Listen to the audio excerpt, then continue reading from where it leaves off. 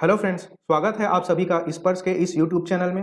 Current affairs के इस video series में आज हम छत्तीसगढ़ के परीक्षोपयोगी महत्वपूर्ण तथ्यों पर चर्चा करेंगे। इस वीडियो सीरीज में हम वीकली और मंथली करंट अफेयर्स पर चर्चा करते हैं और प्रश्नों के माध्यम से इनकी व्याख्या भी करते हैं। तो आइए आज का वीडियो शुरू करते हैं। आज का हमारा पहला प्रश्न है, छत्तीसगढ़ कला व संस्कृति पर आधारित किस ऐप को हाल ही में मुख्यमंत्री भूपेश बघेल द्वारा लॉन्च किया गया है? और हमारे विकल्प हैं फिल्म छत्तीसगढ़, फिल्मी सीजी, मोर माटी या मोर संस्कृति। इस प्रश्न का सही जवाब है दोस्तों ऑप्शन नंबर सी, मोर माटी ऐप, जिसका निर्माण छत्तीसगढ़ की कला व संस्कृति का प्रचार व प्रसार करने के लिए किया गया है। और यह भी ध्यान में रखना है कि यह ऐप साजिद खान के निर्देशन में तैयार किया गया है।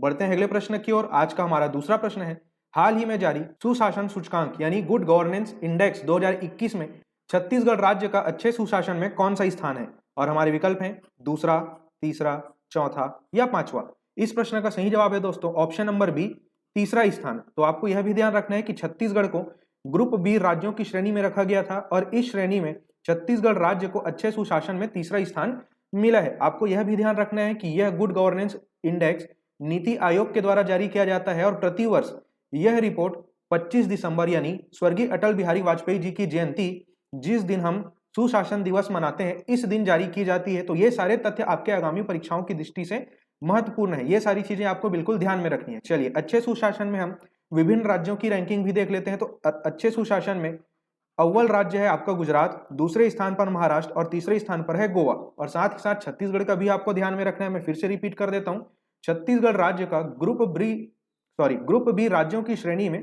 तीसरा स्थान है। चलिए बढ़ते हैं अगले प्रश्न की ओर। हमारा तीसरा प्रश्न है, गणतंत्र दिवस 2022 में राजपथ में प्रदर्शित होने वाली राज्य की झांकी किस थीम पर आधारित है? और हमारे विकल्प हैं महतारी दुलार योजना, नवा जतन योजना, श्री धनवंतरी योजना या गोधन न्याय योजना। इस प्रश्न का सही जवाब है दोस्तों ऑप्शन नंबर डी, गोधन न्याय योजना। दोस्तों, आप पिछले वर्ष छत्तीसगढ़ राज्य की झांकी कौन सी थीम पर आधारित थी, इसको भी आपको बिल्कुल ध्यान में रखना है, क्योंकि ईयर मेंशन करके यानी पिछला ईयर मेंशन करके भी आजकल परीक्षाओं में प्रश्न पूछे जाते हैं। तो आपको यह ध्यान रखना है कि गणतंत्र दिवस 2021 में यानी पिछले वर्ष छत्तीसगढ़ राज्य की झांकी का थीम था छत्तीसगढ़ के उत्तर से दक्षिणी क्षेत्र तक जितने भी लोक वाद्य यंत्र थे उस पर आधारित था। ठीक है,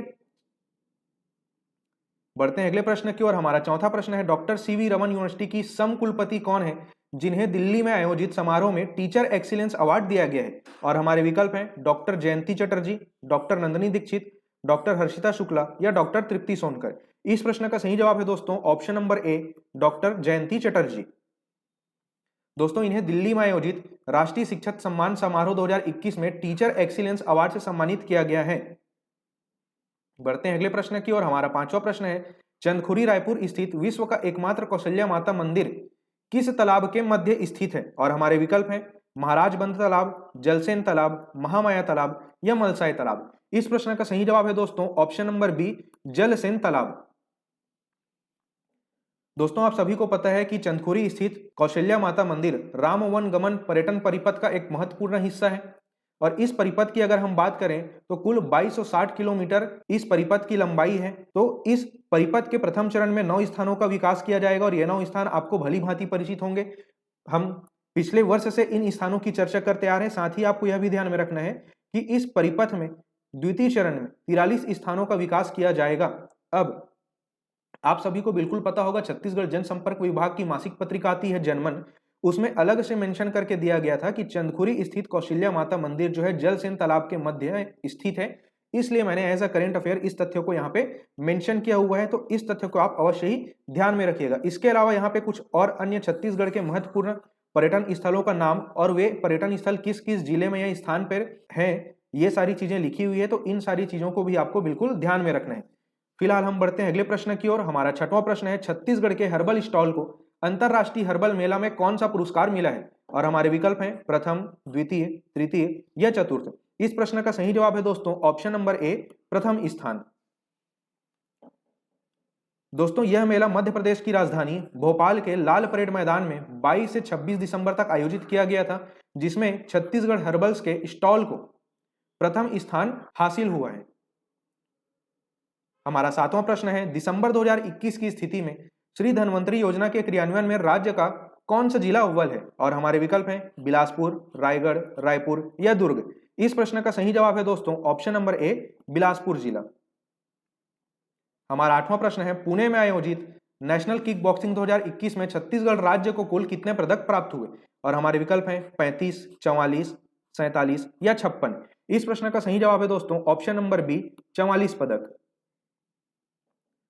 तो दोस्तों आपको बिल्कुल ध्यान में रखना है, नेशनल किक बॉक्सिंग चैंपियनशिप 2021 का आयोजन महाराष्ट्र के पुणे में किया गया था और यह आयोजन 21 से 26 दिसंबर तक किया गया, जिसमें छत्तीसगढ़ राज्य को कुल 44 पदक प्राप्त हुए, जिसमें से 19 स्वर्ण पदक थे। और इस प्रकार इस बॉक्सिंग चैंपियनशिप में छत्तीसगढ़ राज्य का पदक तालिका में देश में 5वां स्थान रहा है। साथ ही आपको यह भी ध्यान में रखना है कि भारतीय महिला किक बॉक्सिंग टीम में राज्य की 2 खिलाड़ियों का चयन किया गया है और ये दोनों खिलाड़ी सरगुजा जिले से बिलोंग करती हैं, जिनका नाम है प्रिया सारथी और स्वाति रजवाड़े। तो इन 2 खिलाड़ियों का नाम आप अवश्य ही ध्यान में रखिएगा।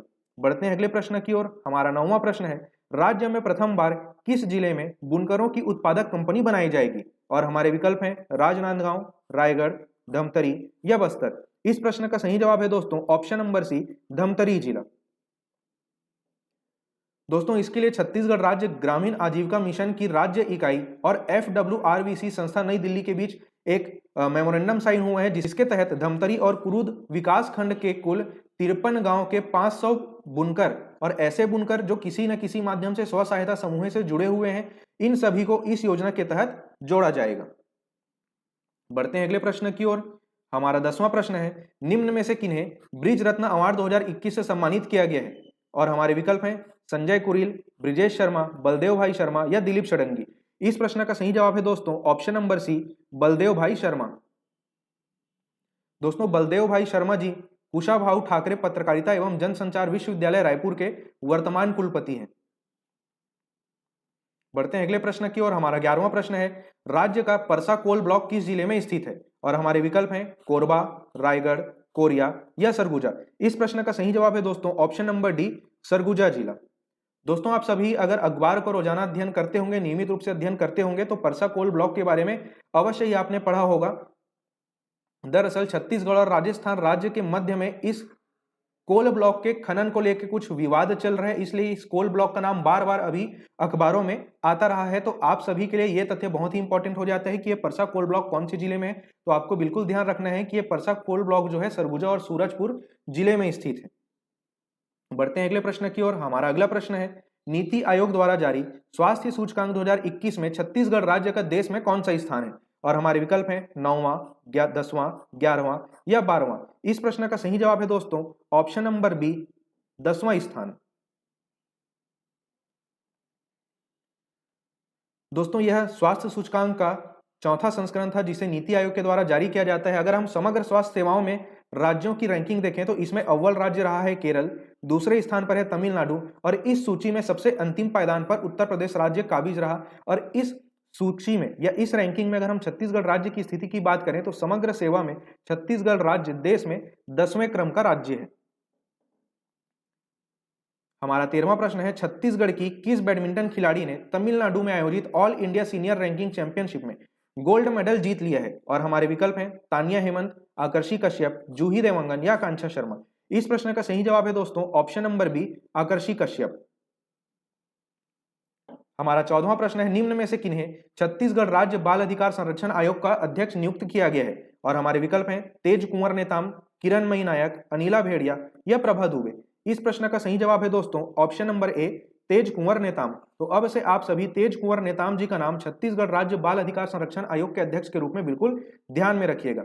बढ़ते हैं अगले प्रश्न की ओर। हमारा 15वां प्रश्न है, हाल ही में किस कृषि महाविद्यालय का नाम परिवर्तित कर स्वर्गीय कुमारी देवी चौबे के नाम पर किया गया है? और हमारे विकल्प हैं साजा कृषि महाविद्यालय, कुरुद कृषि महाविद्यालय, सांकरा कृषि महाविद्यालय या गौरेला कृषि महाविद्यालय। इस प्रश्न का सही जवाब है दोस्तों ऑप्शन नंबर ए, साजा कृषि महाविद्यालय।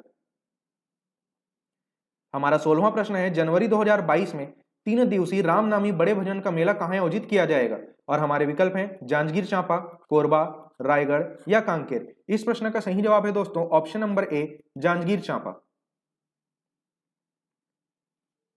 दोस्तों यह बड़े भजन का मेला जनवरी 2022 में 13 से 15 जनवरी तक जांजगीर चांपा जिले में आयोजित किया जाएगा। बढ़ते हैं अगले प्रश्न की ओर। आज का हमारा 17वां प्रश्न है, 13वीं राष्ट्रीय सीनियर सॉफ्टबॉल प्रतियोगिता में छत्तीसगढ़ पुरुष टीम ने कौन सा पदक जीता है? और हमारे विकल्प हैं कांस्य, रजत, स्वर्ण या उपरोक्त में से एक से अधिक। यानी कांस्य के साथ में रजत या रजत के साथ में स्वर्ण पदक, कुछ भी जीता हो, एक से अधिक पदक जीता हो, ऐसा इस चौथे विकल्प का आशय है। तो इस प्रश्न का सही जवाब होगा दोस्तों ऑप्शन नंबर बी, रजत पदक। तो दोस्तों आज के वीडियो में सिर्फ इतना ही। जल्द मिलेंगे आपसे दिसंबर माह के चौथे सप्ताह के राष्ट्रीय और अंतर्राष्ट्रीय करंट अफेयर्स की खबरों के वीडियो के साथ। तो इंतजार कीजिए हमारी अगली वीडियो का। इस वीडियो को अंत तक देखने के लिए आपका धन्यवाद।